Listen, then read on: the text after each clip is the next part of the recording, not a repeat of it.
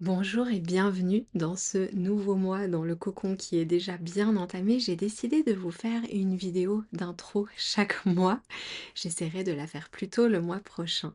Mais ce mois de novembre, il appelle au repos, à l'introspection, au temps. Je ne sais pas si vous aussi, il y a une forme de longueur dans le temps, de distorsion du temps qui se fait en ce moment. Je trouve que c'est un peu propre à cette saison, à ce mois de novembre où il y a un appel profond à ralentir et en même temps, on sait que ça va s'accélérer en mois de décembre avec, les fêtes, avec la fin d'année, avec, un petit peu toutes ces choses qu'on s'est mis en tête d'accomplir, de clôturer. En plus, en numérologie, on est en année 9, donc ça veut dire qu'on clôt toutes et tous un cycle de 9 ans pour repartir en année 1 sur un nouveau cycle en 2026. C'est pour ça qu'il peut y avoir cette envie en ce moment de clôturer des chapitres.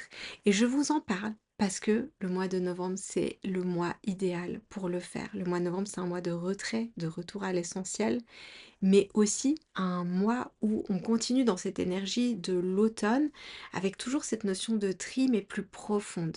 C'est vraiment ce moment où on va trier, on va épurer, on va se dépouiller, vraiment faire de la place pour être dans notre vérité, en fait, vraiment dans une profondeur, dans un alignement. Je me dépouille de tout pour vraiment revenir à moi. C'est un petit peu ce que veut ce mois. Le mois de novembre, finalement, c'est le mois qu'on peut lier le plus au syndrome prémenstruel, vraiment à ce repli de soi, ce repli sur soi, ce côté sombre. On vient de vivre un changement d'heure, il y a cette nuit qui arrive plus tôt le soir, donc il y a vraiment ce rappel à je reviens à l'intérieur avec, je sais pas si vous le savez, mais moi j'ai découvert un compte Instagram il y a pas très longtemps qui m'a fascinée avec une femme qui vit au Svalbard. C'est une petite île, près du Groenland où ils viennent de dire au revoir au soleil. Ils ont eu leur dernier coucher de soleil et le prochain lever de soleil sera au mois de février, donc c'est vraiment représentatif de cette période. On entre dans la période yin en ce moment, on entre vraiment dans l'hiver et cet hiver, cette mise à nu comme les arbres nous le montrent, avec ces feuilles qui ne sont plus très présentes sur les arbres, qui sont au sol, ces arbres qui sont dépouillés et la vie, les semaines nous demandent de faire la même chose. Donc ce mois, je vous invite à ralentir encore, c'est le but aussi de cet espace, à vous reconnecter au corps, aux sensations, aux textures, le vent sur la peau, la chaleur dans le bol, dans vos mains, dans votre verre d'eau chaude, votre tasse d'eau chaude le matin, la douceur des tissus. Vraiment vous entourer de cette douceur, de cette chaleur, de jouer aussi avec les lumières. Ah ça, on en parlera aussi en décembre. Jouer avec ces lumières, avec l'ombre, vraiment ajouter aussi beaucoup de lumière dans dans votre intérieur, des bougies, vraiment toutes ces petites choses simples qui deviennent des points d'ancrage, même quand c'est plus gris, même quand c'est plus sombre. D'ailleurs, je vais vous proposer un exercice dans la partie, journaling de du cocon, un exercice d'écriture autour de la liste de vos ressources. Je vous l'ai déjà proposé dans l'atelier automne pour celles qui l'ont fait, pour celles qui ne l'ont pas fait encore, il est encore temps, on est toujours en automne. Il est dans la cuisine, mais cet exercice, vous allez aussi le retrouver en journaling parce que c'est un exercice qui est très important pour moi, de faire la liste de nos ressources pour ces moments où on a le moral un peu tout gris, aussi gris que les nuages, où on se dit: «Oh c'est pas très lumineux aujourd'hui». Et puis que l'humeur suit un petit peu le fil de du de la météo extérieure. Donc vraiment avoir cette petite liste qu'on peut ressortir en se disant: «Ah ouais, ça me fait du bien dans ces moments-là». Cette saison, c'est aussi la saison du soin au corps, de la volupté, de nourrir et de se nourrir. Se nourrir par l'alimentation, la culture, les relations essentielles, vraiment profondes. Rappelez-vous cette profondeur, la vulnérabilité, la sécurité.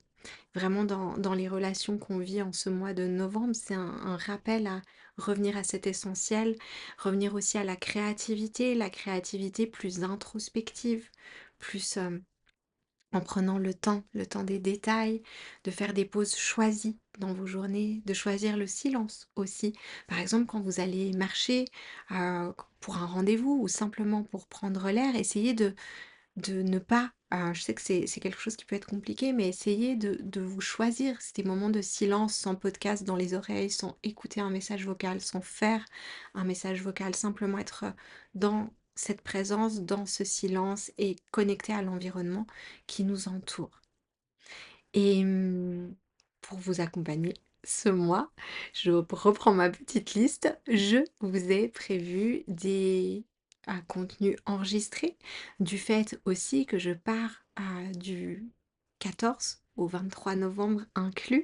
Je serai au Kenya, je n'aurai pas de réseau, je ne pourrai pas regarder mes emails, donc vous serez invité à patienter s'il y a des urgences, à m'écrire urgence en mail, comme ça ce sera la première chose que je lirai. D'ailleurs, je vous invite, quand vous avez des questions par rapport au cocon ou à vos connexions, à ne pas le faire sur les messages Insta. Surtout qu'Insta, je vais faire une petite coupure. Donc vraiment, quand vous avez des questions liées au cocon, à votre connexion, écrivez-moi par mail parce que c'est ce que je regarde en priorité et c'est là où je réponds en priorité. Donc je vous ai dit que je vous faisais, des enregistrements avant le départ pour nourrir cet espace, nourrir le cocon et vous permettre de plonger complètement dans cette saison d'automne, de fin d'automne et dans ce mois de novembre. Je vais vous proposer un yoga nidra pour laisser partir, pour se dépouiller, avec un second audio aussi pour simplement se reposer, aller vers un repos profond. Ensuite, je vous propose, comme je vous l'ai dit, cet exercice de journaling, effectivement pour, les jours gris, avec votre liste de ressources. Et puis également une pratique de yin yoga, spéciale repos. Donc ça, vous allez le retrouver ce mois dans le cocon. Et puis, on se retrouve aussi en live. On se retrouve en live à mon retour. Il y aura un live directement après mon retour. J'atterris le 23 novembre et je vous retrouve le 24 novembre à 10 heures. Je serai pleinement dans cette énergie de ressourcement par le voyage, par les rencontres, comme je pars avec, certaines d'entre vous au pays des Maasai, en Afrique, une terre qui amène vraiment l'ancrage, l'Afrique, la reconnexion parce qu'on est coupé et hors réseau pendant une semaine, ce qui va faire un bien fou. Et je vous embarquerai dans un voyage sur le thème de l'ancrage, bien sûr, ce lundi 24 novembre. Ensuite, on se retrouvera le 26 novembre pour un cercle de parole, un cercle de partage sur le thème de libérer le passé et laisser les histoires de famille à leur place. J'étais inspirée par ce thème, par rapport au mois de novembre qui est aussi le mois de la Toussaint. Donc il y a ce rapport aux ancêtres aussi qui est là et je trouvais joli de le faire fin novembre et avant les fêtes d'aller déposer. On fera un petit rituel aussi ensemble. Je vous proposerai un rituel, on ne le fera pas pendant le cercle, mais je vous proposerai aussi un rituel qui vous permettra de laisser derrière encore plus, dans cette, fin d'automne. Parce qu'on se rappelle que finalement l'hiver ne commence que le 21 décembre, donc on sera encore dans l'automne. Donc je vous invite vraiment à vivre novembre comme un sas, un passage, pas pour finir l'année en beauté, pas pour être déjà dans la rétrospective, mais simplement pour vous retrouver dans ce qui compte pour vous, dans vos essentiels. Voilà, je vous souhaite une toute belle journée ou soirée. Je ne sais pas à quelle heure vous m'écoutez, vous regardez cette vidéo et on se retrouve pour des pratiques en ligne très vite.